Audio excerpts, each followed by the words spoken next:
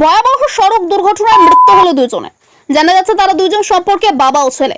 স্থানীয় সূত্রের খবর, বাসের সঙ্গে মোটর বাইকের মুখোমুখি সংঘর্ষ, প্রাণ গেল দুই মোটর সাইকেল আরোহীর।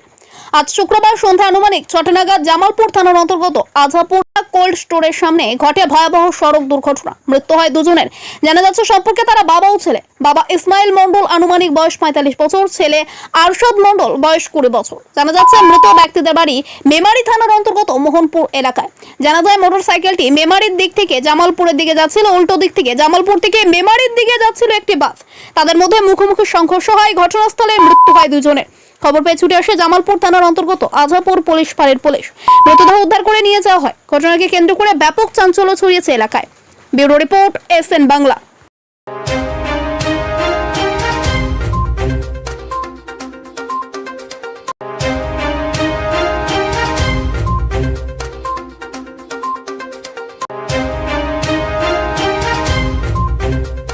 কি দেখলেন? দেখলাম দুটো বডি পড়ে রয়েছে।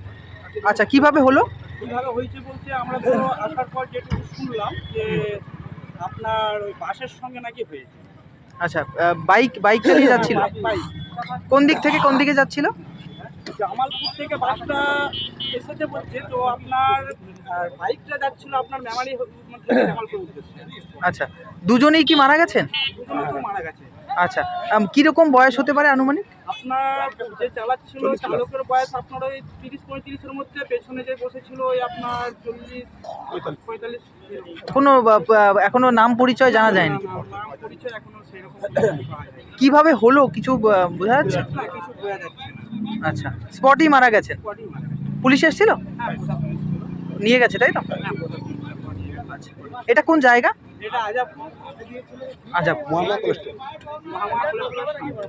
আপনার নাম? আমার নাম কৌশিক।